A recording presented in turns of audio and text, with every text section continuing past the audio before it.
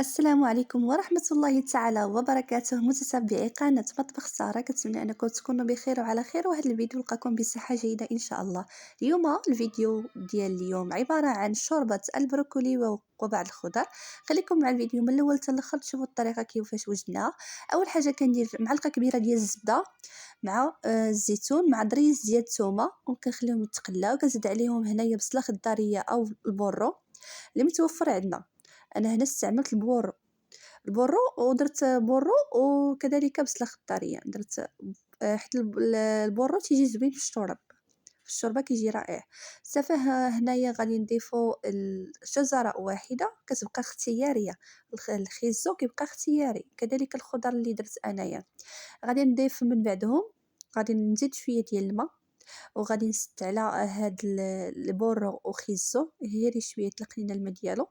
من بعد غادي نضيف عليه الكورجيت او القرعه الصغيره، وغادي نضيف عليه بطاطا. خديت حبه ديال البطاطا وحبه ديال الكورجيت ضفتهم كاضافات على الخضره ديالي اللي درت في الاول.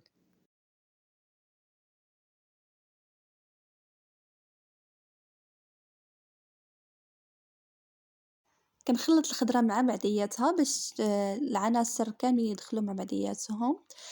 وغادي نضيفو كذلك الملح، الكميه ديال الملح اللي غتقدلي في الشوربه.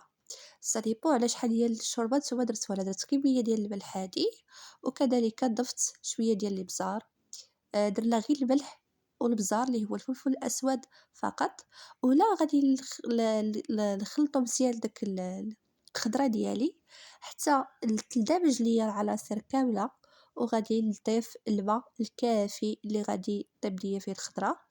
بالنسبه البروكلي ساهل يطيب دغيا، نخليه هو الاخير كاع عاد نديرو حتى كطيب ليا البطاطا وخيسو الكورجيت المكونات كامله. وكندير البروكلي، ما غاديش ندير بزاف ديال الماء، غنخليه حتى نحس به بانه هبط. عاد غادي نضيف الماء، وغادي نضيف كاضافه اللي هي القزبور والمعدنوس والكرافس. صافي هنا الشوربه ديالي كطيب. غادي نطحنوها بالميكسور، ممكن انكم تطحنوها بولينكس لا تحتها بالميكسور. ابخي زدت ليها الكريمه، القشده الطريه اختياريه، ممكن ديروها ممكن ديروا ضروري بالسوس على حسب شو عندكم. هنا ضفت الجبن الاحمر، الفرماج الاحمر حتى هو كيجي رائع صراحه في كما الشوربه. كتشوفوا. وكنخليوها تغلى. وهذه هي الشوربه ديالي. كنتمنى انها تكون عجباتكم وتجربوها. فريمون كتجي رائعه جدا، كتجي لذيذه وبليله، وغادي يشربوها حتى وليداتكم غادي تعجبهم حيت فيها الفرماج.